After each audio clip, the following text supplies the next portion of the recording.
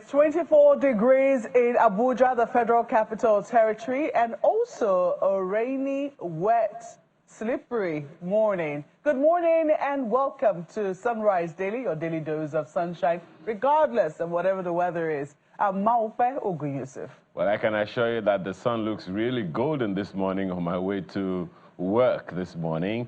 And, well, thankfully, today is September 25, and guess what? Yes. It's 25 degrees in Lagos this morning, and very, very interesting. It's a Thursday morning. And it looks, well, we really do, I can confirm, Maupe, have a generous dose of sunshine in Lagos today. Well, Ayo, it's one of those mornings where it doesn't look like it's going to rain, but then it starts, and then it stops, and it starts, and then you see the sun you don't have to kill the through joy. the clouds. Come on, girl. You don't have to kill the joy. Allow us to enjoy it while it lasts. We have rain.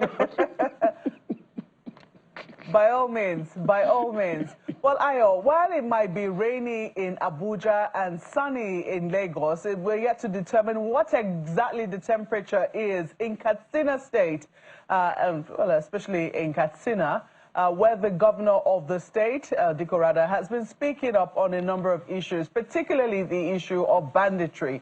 We're all well aware of how banditry has been ravaging the northwest of Nigeria for quite some time.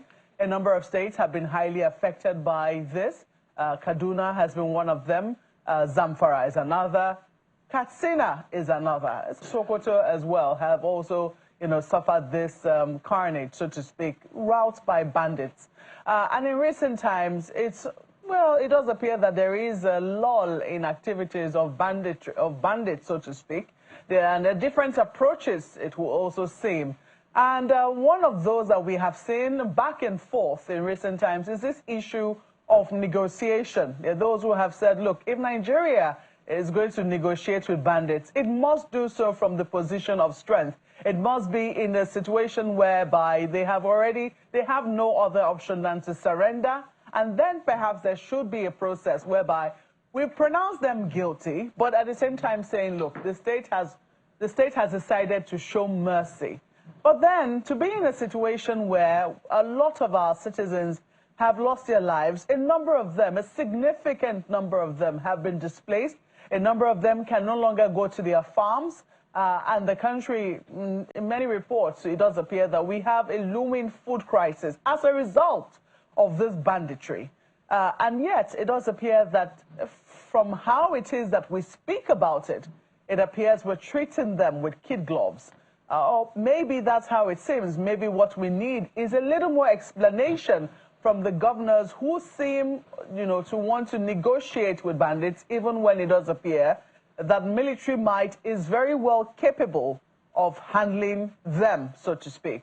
Well, this is the governor of Katsina State who was giving his own stance yesterday on where he stood with the negotiation with bandits. He acknowledges that some bandits are saying they want to lay down their arms. There's some negotiations going on in terms of what the state government will do. Don't forget that before now we had heard that, some of the bandits had taken to arms because they were trying to get the attention of state governments or the state governments where they were, because it does appear that they too had been abandoned.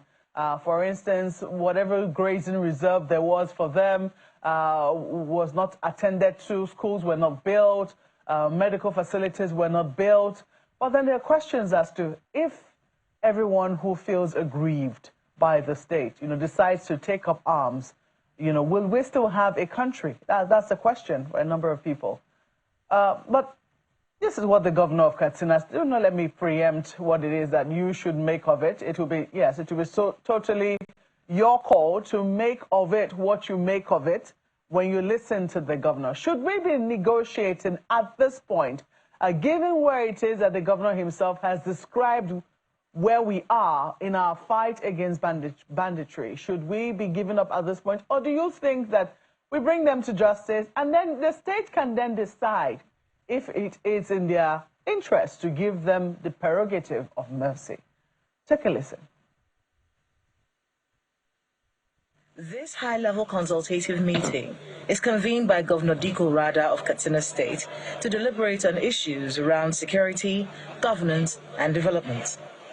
Thank you very much. Attending the meeting are royal fathers, religious leaders, former service chiefs, and other prominent sons and daughters of Katsina from home and diaspora.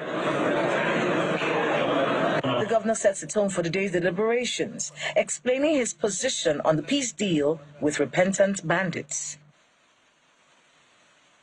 I have been saying in various fora that I will never reach out to bandits for peace deal at the point of weakness as enshrined in the Islamic rights. That's why we intensified our efforts in the fight against banditry. To God be the glory. If you can check out my previous speeches, I proclaim that if any bandits reaches out to us seeking for peace, we will accept the offer. And this is what is currently happening in Katsina State. We have never requested for peace dialogue with any bandits. Rather, the bandits have been seeking for the peace deal because bandits, mostly led by Babaru Kingpin, have been so anxious for peace, and soldiers, on the other hand, disagreed, saying that they must kill him. The army have been searching for Babaru for almost 8 days now, and I personally called the brigade commander to please sheath his sword so that we can sit with the repentant bandits. However, they refused to listen to my plea, stating that they have directives and that the president will not take any excuses from them. So this is the situation on ground. But from the look of things, we'll have a peace deal with bandits across the states, though it's still remaining Kankara, Faskari, Sabua, and some parts of the Katsina local government area. Sampling the Jibia. I will start the sampling with Jibia local government area. God so kind, we have secured partnership from the UNDP. We are in the process to launch the 152 IDP homes in Jiba, LGA for displaced families. Already, repentant bandit Kingpin Lanka has approached us for peace deal. He is demanding that we should rehabilitate their schools, grazing reserve hospital and road, and to support the youth who have laid down their arms with business support packages.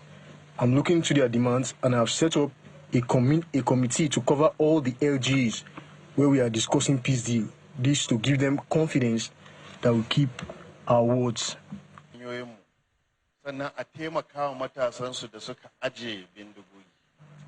The deputy governor also disclosed plans of the government to create employment opportunities, engage community watch corps, vigilantes, hunters, and religious leaders to drive peace-building initiatives. Part of the deliberate effort of the government to address the issue of insecurity was to provide jobs. Within the period under review, 35,903 jobs were created by this administration within our first 1 year in office. We have also engaged ward, local government, and state security groups. Under this arrangement, we have enrolled 10,665 individuals. The meeting with stakeholders is pledging to support the peace efforts of the state government. Well, you heard the governor there. He says that they did not reach out to the bandits reached out to them. And it does appear that on what he had said before was that if bandits reached out, then they would accept a peace deal, or they would offer them a peace deal. But what do we make of this? Even if peace is agreed and achieved today, what is the guarantee that bandits will not return to banditry tomorrow and continue to terrorize the people of that particular region? Ayo, what are your thoughts on this? Well, we have interviewed Governor Rada before, and I would say that he's one of those governors that I consider innovative, and he has a good head on his shoulders. This is definitely befuddling, there is no doubt about it.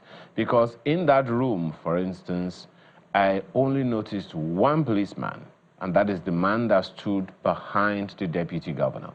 I didn't see any security official in the room. I didn't see any military officer. I didn't see any policeman in the room.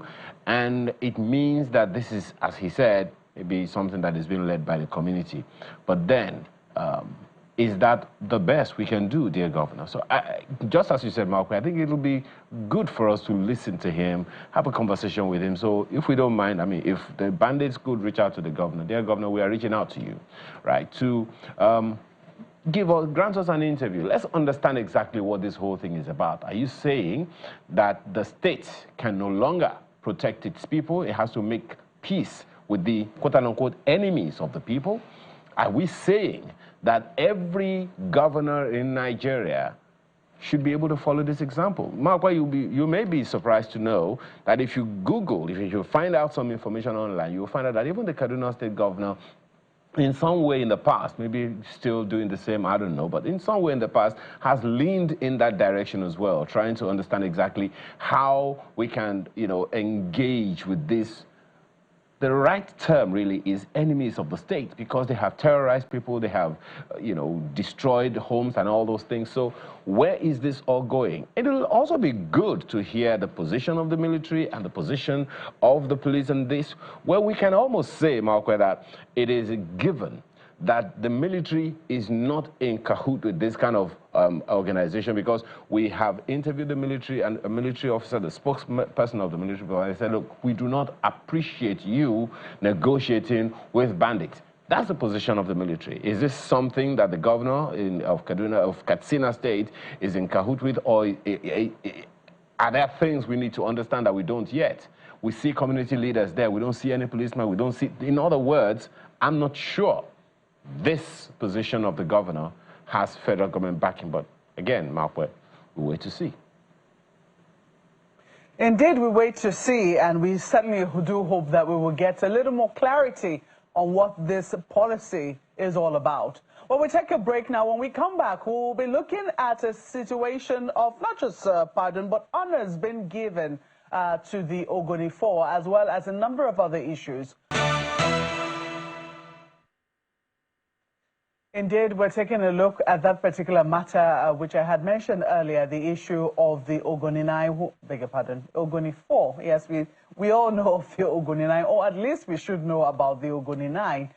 But yesterday, the president honored the Ogoni 4 because there had been controversy when the president had honored Mr. Ken Saro-Wiwa posthumously, as well as a number of other people. There were some concerns that the list wasn't totally complete. Well, this morning, we're being joined by Mr. Malaki Ugumadu, who is a lawyer and also the former national president for the defense of human rights. Good morning, and thank you so much for joining us this morning. Do you think that with this recognition and honor now being given to the Ogoni 4, do you think that we have been able to assuage the feelings of the people of Ogoni?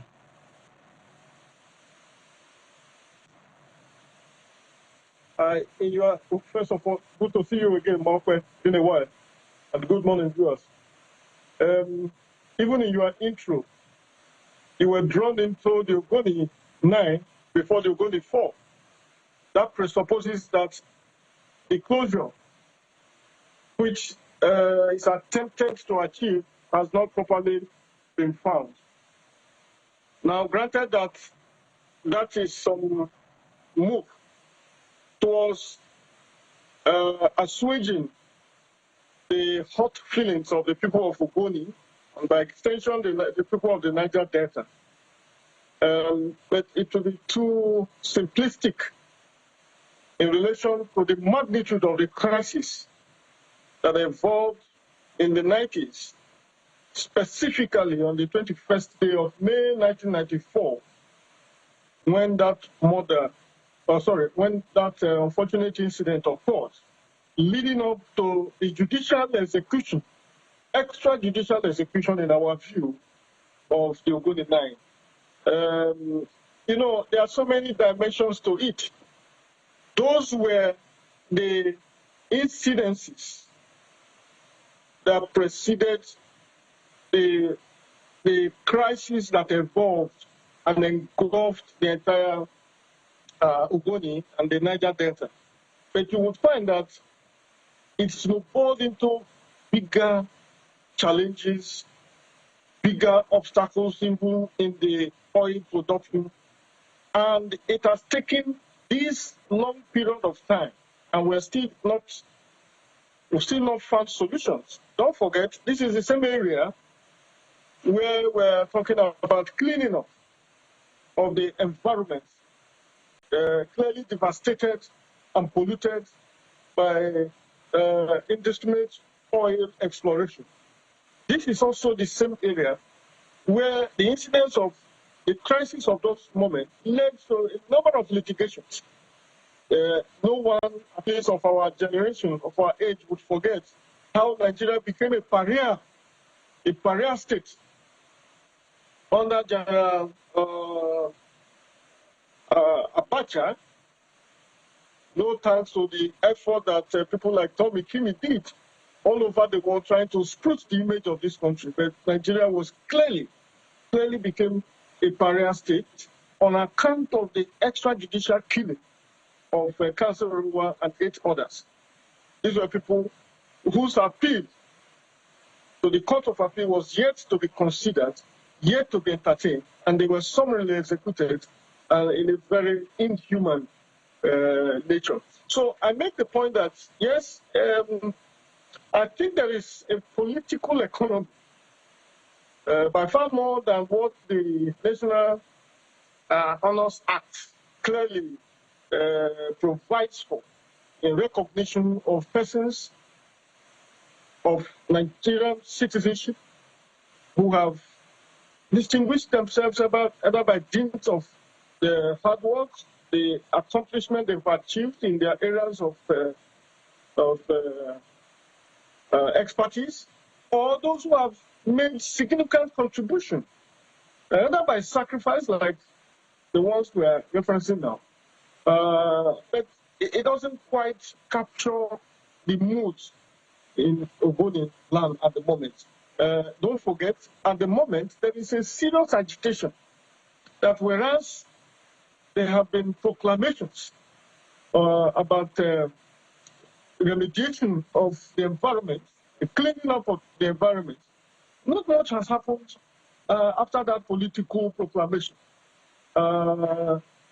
Those were moves that would have effectively positioned this government as one that is sincerely intended to address the years of crisis of the Ogoni people. And now to identify the Ogoni 4, leaving out the Ogoni 9, leaves some sad taste. Sorry, Mr. Ogumadu, just a moment. The Ogoni 9 were the first people to be honored alongside Ken Saro-Wiwa. If you recall, there was some controversy when the President Bola Ahmed Tinubu, incidentally, was the same person who pardoned Ken Saro-Wiwa as well as the Ogoni 9. These people were hung, or will I say hanged, by the state under the regime of General Sani Abacha. So there was some controversy because Mossop did say, look, these people did not commit any offense. If there's anything, they were hanged unjustly by the state, and you cannot say you're pardoning them. But some people said, look, there was a pardon, and then a national honor was given to them, meaning that they were exonerated, so to speak. But there are those who said, look, what we ought to have seen was a clearance, a declaration of their innocence. But it does appear that a lot of people are not familiar with the story of the Ogoni 4, who were the initial people murdered, for whose murder Ken Saro-Wiwa and the other 8 people were accused of murdering. Can you give us a little more clarity? Because this is a very long time ago. I mean, we're talking about 31 years ago. A lot of people do not know this story, especially amongst young people. Can you give us a little more clarity on what it is we're actually looking at here? Thank you, Mark, for that additional facts, and it brings the point a lot more clearer. Ogoni 4 preceded Ogoni 9 in terms of the crisis of that moment. The Ogoni struggle was spearheaded by the movement for the survival of the Ogoni people, also ably, and in a very dynamic manner led by Ken Saro-Wiwa, deputized by Ledumiti, and so on and so forth. As effective and sagacious as they were intrigues too. There were a lot of contestations, if you like, contradictions within that movement. in a way that clearly exposed the role of fifth colonists. Don't forget, we were under a very draconian military rule then, led by General Abacha.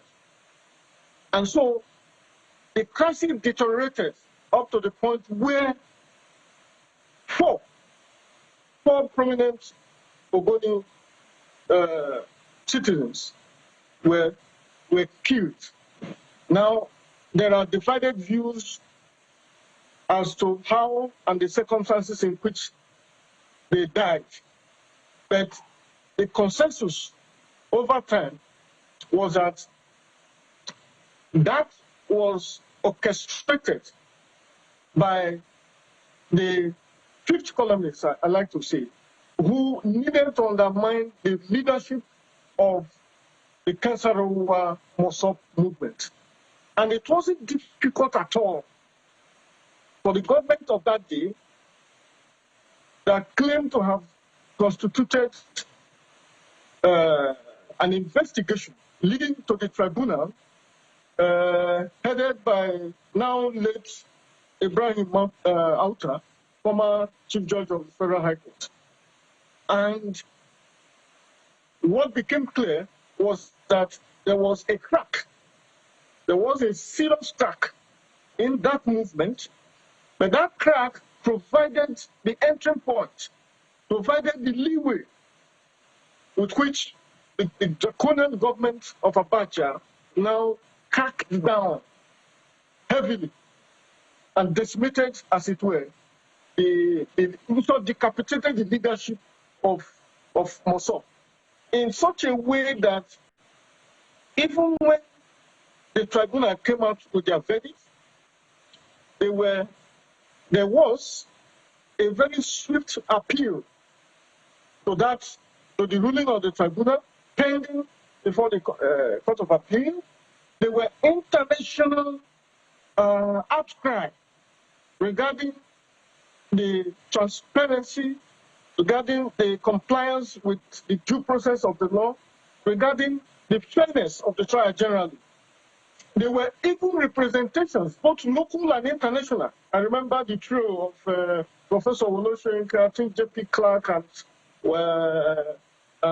Chino Achebe, if I'm not mistaken, but the writers, made a personal visit to General Abacha there. They had hardly left the seat of power when the news glittered out in 1995 that Katsina and the 8 others had been hanged and that their remains had been burnt beyond recognition in a way that triggered the outrage of the entire world. And Nigeria was, accordingly blacklisted in the Committee of Nations. So I thank you for providing that gap that was almost lost on me. However, where we are now is that there is a serious agitation for the attention, for the remediation, the cleanup of that environment. This government did well when it came up with the idea that that must happen, and voted tremendous amount of money in collaboration with other international collaboration to have that entire area cleaned up, to restore the environmental integrity of that entire area. Yet, that has not happened, at least not in the way and manner that will restore life and aquatic, existence in that area. So, whereas these moves have been made, whereas people are posthumously honored, the dust in the belfry hasn't quite settled, in the sense that what gives life and livelihood to the people of Ogoni, who have suffered decades of pollution, environmental degradation, and deprivation, has not been taken as seriously as they ought to, because as it stands, you still find visibly, for those of us who come from the Niger Delta area, you visit some of these areas and you wonder whether these are indeed the areas where the resources of this country are explored. So the government should be commended for doing what they did, but it appears that what is by far more needed for the sake of the living is that there should now be a faster means, a more intentional approach to the restoration of life in Ogoni land, much more than we're witnessing at the moment. Madu, let me take you to Lagos now, because I'm sure Ayo will also have some follow-up questions for you, especially with regards to the issue of high prep. Right now, we also understood yesterday that after the the honors were given the Ogoni 4, the president indicated showed signs that they would like to restart the exploration and the drilling for oil again in Ogoni land. And I'm sure you certainly will have a comment or two on it. The papers are awash with those stories this morning. Take a look at New Telegraph, for instance. It says, federal government moves to restart oil production in Ogoni land. You also have a number of other dailies right there. Yes, to resume oil production 30 years after. So you have this stories. Well, let me take it to Ayo. Ayo, over to you. Well, Marwa, you're not really far from where my inquisition is. Mr. Gumadu, one of the things that we have found, you spoke to the Ogoni 9, Ogoni 4 dichotomy, so to speak. It was that division, that misunderstanding between the two that started the whole brouhaha in the first place. And it is also part of the rhetoric now in some quarters that the fact that the people are still largely, polarized. Interests always at play. Mossop is not in cahoot with certain, even within Mossop, there are factions within, the various interest groups in the environment. There are factions consequently slowing down whatever efforts government is making to fast-track development. How do we assuage all of that, even though the federal government is trying its own part? How about the people? How do we assuage? How do we bring everyone together so that there can be a united front?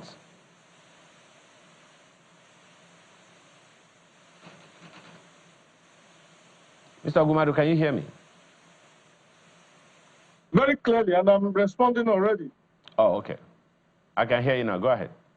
Yes. So I made the point, Ayo, that question can best be answered by the people of Ogoni who are right in the eye of the storm. But make no mistake about it. Leadership is never a easy party, particularly when the stakes are very high. The management of man itself that coexists in a given political environment is as complex as the nature of man. However, if you backtrack a bit historically, you will find that the Ogoni movement, captured by the Mossop philosophy, was a phenomenon, one that attracted the attention of the entire world in terms of effective and coherent, coordinated organization, in a way that became the envy, but the fear of the ruling class as at that moment. What that meant was that there was peace, there was unanimity of purpose, there were shared values and shared objectives towards a better Ogoni, and by extension, the Niger Delta region. What happened, which is always the case with incursion, with entrenched interests and incursion of fifth colonies, was that part of the people of Ogoni lowered the ball, as it were, in a way that enabled the government of that time to infiltrate into them, thereby dissipating their struggle. Now, it might not sound very palpable for people of this generation, but those of us who were around then could tell precisely how and why that coherent phenomenal struggle of the Ogoni people needed to be decimated. And this leads me to my own answer to your question, i.e., the political economy of the entire struggle itself. Here was an entity that needed to survive, at least push back against the total absence of environmental care, far below what is obtainable anywhere in the world where there are oil exploration.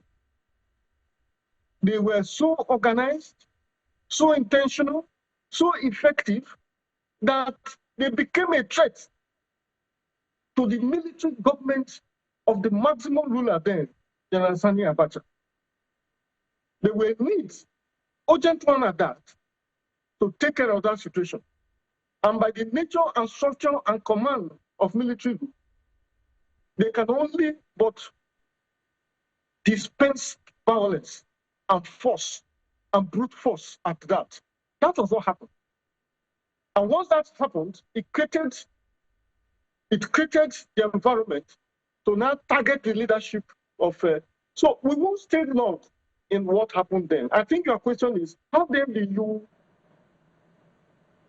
appeal to the people of Ogoni to draw from the lessons of the past, to understand the intrigues that have perpetuated their suffering in a way that has made it almost impossible to bring about the realization of the objective of their struggle. I think that this is a time for men of reason, men of calm reason, to step up and be able to at least decipher, understand precisely the dimension of this whole struggle. Well, appraise what it is that has happened in the past, but be able to situate it within the economic agenda of Nigeria. Well, that is why I call it the political economy of the struggle. Just 1 second, if you can hear me. Perhaps we need to be a lot more strategic about this, because communicating what you're saying to the people is going to be quite a job of work. Here is why. The young people there are impatient. I mean, it's the culture and the nature of young people to want to see results as quickly as possible. The elders, you know, are probably a little more patient because they've seen a bit of life and all of that. Even though, as Marco mentioned, High Prep has been doing a lot of work, you know, training thousands of people, trying as much as possible to do some land reclamation. But you also know that it is the position of the people at some point that, look, there can be no return of oil exploration in Ogoni land without full reclamation, without some form of justice and some form of reclamation of okay, for instance, what they say, some Ogoni groups argue that oil production must never return until government is fully, until the environment is fully cleaned and justice is done for past wrongs. This, pardon here, pardon there, may be an attempt at justice. But then, is justice served? If the people are still holding this position that there can be no return of oil exploration in Ogoni land until they see justice as being served, be with the land, you know, the environment cleaned up and ready for habitation again. Do you see that happening anytime soon? How should government respond to that? If the people begin to push back and say you can't return until we see some significant life improvement in our living standards. So striking the balance between those ends is what is needed. Achieving it is a challenge that it poses. Here's my take. Once bitten, twice shy. That is how the saying goes. So you have an admixture, a mix of the younger generation and the older generation. The younger generation reading from history and the older generation experiencing history as it played out are now in a conflicted position to say, this was our approach then. It didn't pay off. The younger one are saying, now that we have realized that it didn't pay off, it is our responsibility, drawing from the experiences you have had and you have partly created, that we need to be not just resolved, but insistent, keeping the character of the states that we are dealing with. Again, listening to my word, there is a political economy dimension to this crisis. The political angle is that you need stability. But like I always say, Chief Ganifa has taught some of us who were with him that there is a danger in this kind of stability, because it is the stability of starvation and the peace of poverty. So where you now have this kind of situation, serious interrogation of what it is by the victims, not you and I who are in the air-conditioned homes in Lagos and in Abuja, present a life and death situation in which they are saying that we understand what looks like a good intention, which is why these promises are made. However, for the survivor, even for the memory of those who have paid with their lives, many of whom have children, relations, associates, dependents, who the memory of which have not left them. We are saying, government, do us a favor. We have been in this mess for over 3 decades. It is not time to be in a haste. We will be patient for you to finish what you have promised, no matter how long it is taking you. Complete this reclamation, this cleaning up, this remediation, complete it in a way that assures us that we can live like human beings, that we can survive in this environment in a way that humanity has created it, that we can even lay claim to be in the region where the resources of this country is produced.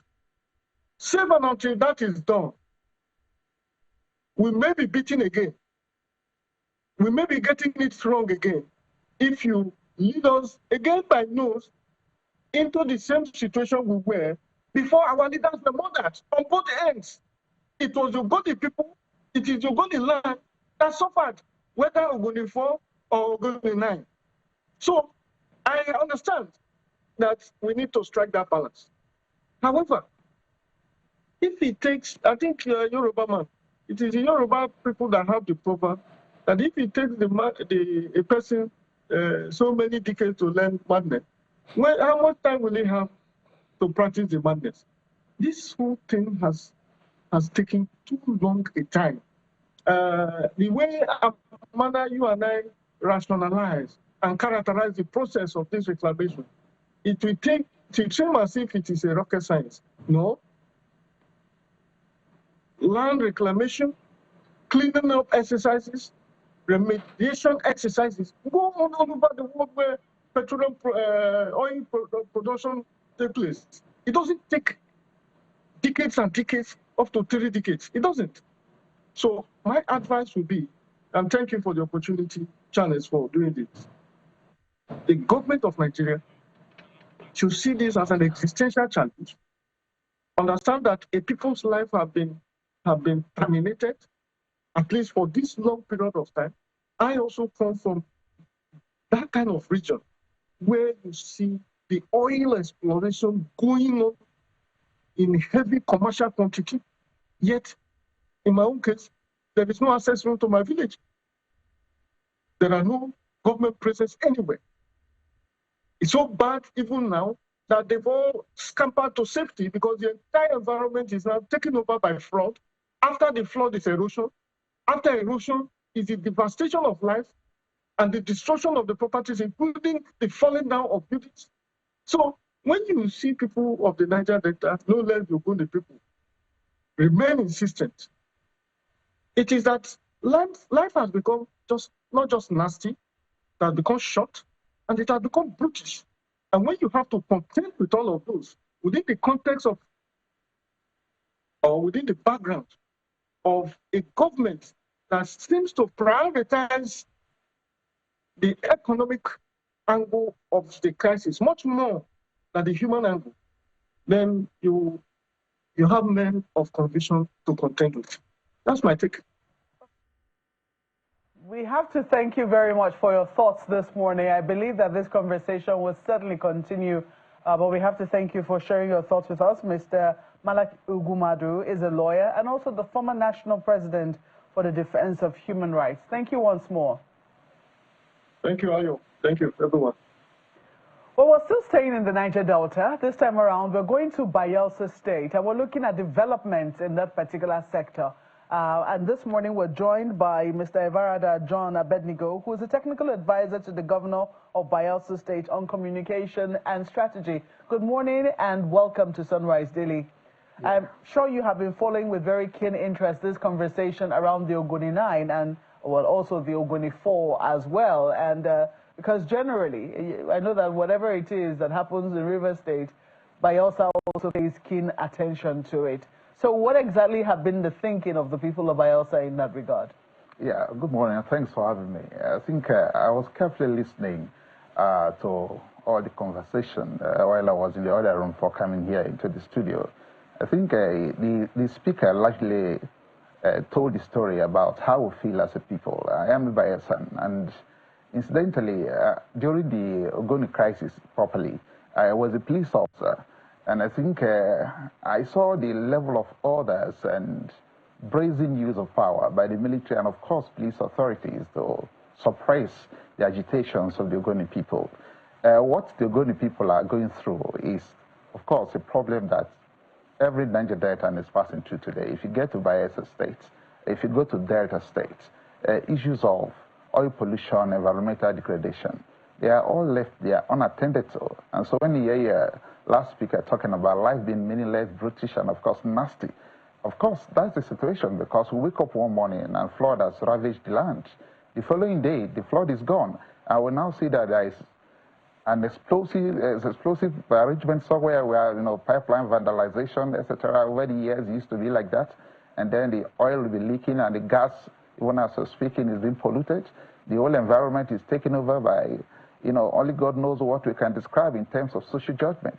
So what we are having as a people in Niger Delta is that the Ogoni situation is quite symbolic because it represents our dreams, our pains, and how hopeless the situation has been. Yes, it's true. It's good to lend a little credence to what Mr. President has done in terms of, cleaning up and doing some remediation. That just is a scotch on the back. It doesn't address the fundamental issues of development, because if you go to Bayelsa State today, there is nothing that makes you feel that Bayelsa State is part of this country, because we don't see anything that represents federal presence. And yet, it is said, even within the books of this country, statistically, that Bayelsa State produces over 40% of the wealth of this country in terms of crude production. Then why the abandonment? And in the midst of this abandonment, there is so much danger that the people are swimming with as if an ocean. Well, this certainly cannot be the narrative that the governor will want to sell to the people of the state. So I want to imagine that in the middle of all of this despondency, the fact that people are still not happy with the situation of their lands, that government of the day certainly has a responsibility. There must be a manifesto upon which the governor of Bayelsa State campaigned and, hoped, well, his mandate was renewed. Some people have said, oh, the Supreme Court gave him the first mandate, but he certainly got his mandate renewed by the people of Bayelsa. So what exactly did he sell to them, or what exactly is he selling to them in this instance to make sure that however it is they feel, from the federal government, that same feeling is not the same internally amongst themselves? Yeah, if someone goes to Bayelsa State and you look at how things have turned around over the past years that Doide has been a governor, you tend to forget that federal government has actually abandon the people of the Niger Delta, and particularly Bayelsa State. Because when Governor Diri came in to become a governor in 2019, the situation in Bayelsa State was largely gory because there was insecurity in virtually all fronts, and most pundits painted Bayelsa State as one of the most dangerous and, of course, the unsafest state in the country. And when he went out for campaigns, the people told him that the major thing that they want the governor to fix first is security. Number two is to build critical infrastructure so that the forgotten people of the state can be connected to the rest part of the world. It is true, like I just said, that so much of the wealth of this country is produced by Bayelsa State. But there are places in Bayelsa, and indeed local governments in Bayelsa, that have never seen a kilometer of road before in the entire existence of this country. Yeah, but isn't that because of the nature of the place? No, it's not about terrain. I understand that in Lagos, the longest bridge, sometime maybe in West Africa, is in Lagos. It was not built on land. It's on top of water. Where did they get the money to do that? Part of that bridge was constructed by the wealth of the Niger Delta, and particularly Bayelsa State. But that's not the narrative for today. In Bayelsa State today, because of the massive and critical strategic investment the governor has been able to do in terms of security, Bayelsa State is today adjudged by bookmakers across board, from military intelligence, DSS, police, and even members of the media. They've all said very clearly that Bayelsa State today is the safest state in the country, because living in Bayelsa State makes you feel you're living in an environment where human beings should live. Security agents, police officers, soldiers, they all attest to the fact that if there is a place they need to serve in the course of their years of service, it's Bayelsa State. The reason being that the people have come in to show ownership and responsibility, that lives really matter, and not just their lives, the lives of their neighbor, the life of the policeman, of the security man, and critical assets of government must be protected. The reason being that the governor has come to tell the people, look, if we do not have peace, then we can't have water. If we don't have peace, we cannot have road. The bridges can't be built. We cannot thrive in terms of education, because we are talking about a situation where the world is moving on to another level, a level of education determining virtually everything. Now, how do we get all of that done? First, let's do it in security. And that is why if you go to Bayelsa State, I will tell you, don't go and commit a crime in Bayelsa State because you don't have any route to escape. Yes, you may be able to commit a crime at some level, but they can't get away. And what we've gone beyond the level of just acting reactively. We have gone beyond that level to a proactive arrangement where we say, we envisage what force can do, because you are being watched by your neighbor. You can imagine that. That is what is done in most civilized crimes like the UK, where your neighbor is watching you, might not understand. And so when you commit a crime, the police knocks on the door. They'll tell you, what are you doing? In Bayelsa State, both aerially, that is area coverage of Bayelsa State by drones. Bayelsa State is the only state in this country that went out of the shores of this country to liaise and collaborate with international organizations and countries to acquire drones. That is why we must give special commendation to Nigeria Police for seeing reason that, look, if we don't get it right in Bayelsa State in terms of peace and security, then there is trouble in this country. Remember, Bayelsa State is the home state of all Ijaws. And so we've been able to get it right in security, and I can tell you for free that the other phases of development are having due attention in Bayelsa State. You just told us that you're a former police officer, so I imagine that you must have been following up very closely on the issue of security in Bayelsa. Yes. But then there are also questions around the quality of life. There are those who have been talking around about this, not just security now, but let's even take a look at electricity supply. Only recently, Bayelsa State was in the news for wanting to, for creating its own electricity regulatory commission, so to speak. I know that a number of states are taking that initiative, but then people are wondering to oversee what electricity company precisely? Is it the one that is giving us epileptic power supply, or which one are we exactly looking at? What are your thoughts in that regard? Regrettably, a few months ago, and I think sometimes last year and early this year, Bayelsa State was in total darkness, or simply put, abject darkness for a period of 4 to 5 months. Not even a blink of the national grid was made available. And the governor met with critical stakeholders of the state, and he did tell them very clearly. 4 to 5 months? Yes, zero. That's a long time. Zero, because the state It had to take up to 4 to 5 months before the governor intervened? No, not before. Whereas that was ongoing, the governor had to sit with critical stakeholders who worked out a model to see that we do something necessary to revamp the situation. And we are giving special kudos and thanks to Mr. President for letting state governors to also to take up responsibility in terms of, handling matters of energy generation, removing it from the exclusive list and making state to legislate on that. In Bayelsa State, during that course, we reached an agreement with the people. And what has happened today, as we're speaking, is that the Bayelsa state government went out of this country and discussed with critical power generating organizations and agencies. And he came back here with the company. And as I'm talking to you now, Bayelsa state is going to be the first state in this country that is going to have 24/7 uninterrupted power supply by December.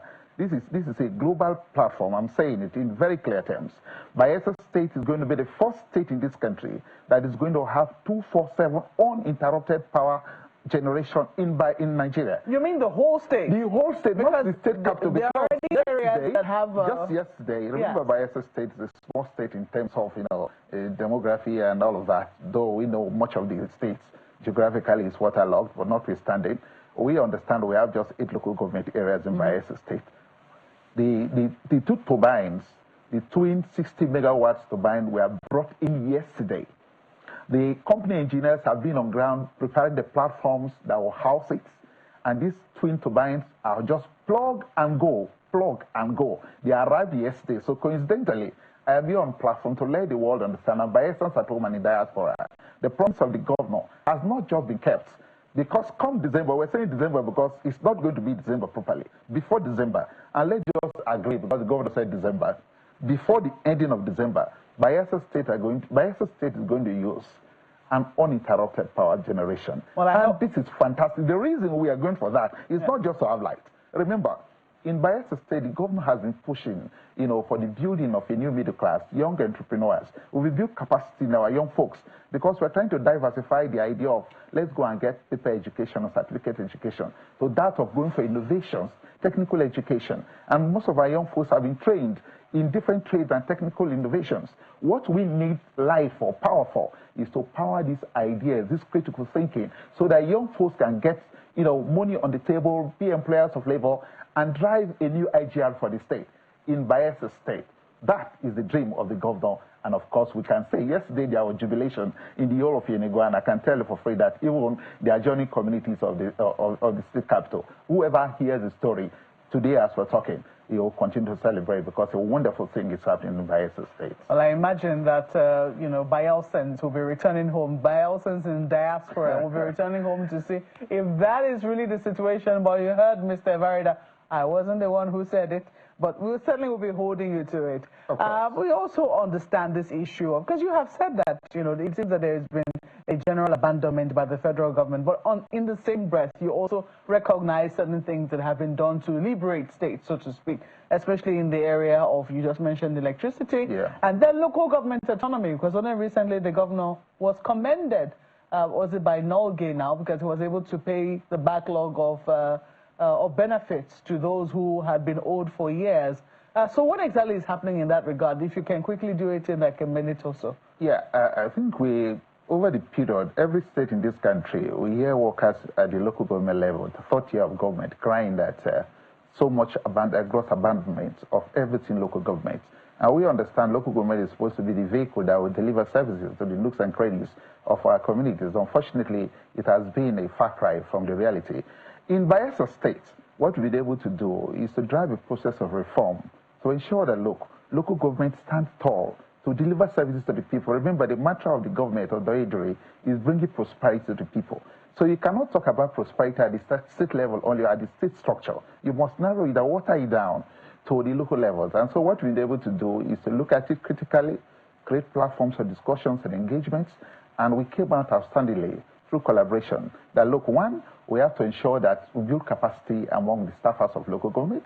We also ensure that the 23 RDA, that Rural Development Centers created by Chief DSP Alamesi, former governor of the state, they are empowered, funded by the funds of the state, not local government, and to ensure that not even a penny of the local government's allocation that comes is tampered by the state government. Remember, we have just 8 local governments, and these 8 local governments, with what comes from the federation account, cannot even pay salaries.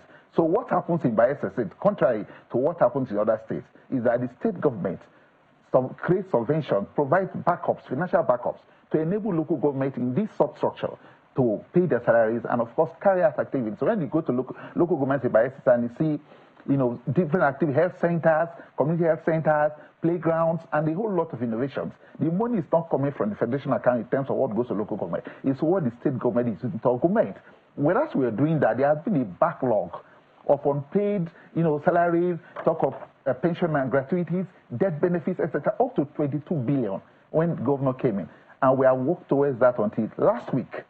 The remaining, the balance of 12 billion was paid. And NOLGA, the National Union of Local Government Employees and Medical and Health Workers, couldn't hold back. They said they will go and see things for themselves. They went, they all conveyed, the entire leadership, including state chapter chairman. They went to Bayelsa State, and what they said, they said, no, we're going to confer the governor with the honor of the champion of local government reforms. The governor, while speaking to that effect, he said this: things that are ordinarily should be taken for granted are now being celebrated. That these are ordinarily, part of his statutory responsibilities as a governor. However, because he's creating a positive change, he has used the moment to call for a national dialogue. That the problem in Bayelsa State is not just about local government reforms, but how can we talk at the national level to talk about creation of local government, funding of local government, the independent, which is the autonomy we are talking about, in alignment with what the Supreme Court has said. We will wait to see how Bayelsa leads by example in that particular regard, but we have to thank you for sharing your thoughts with us this morning. Mr. Evarada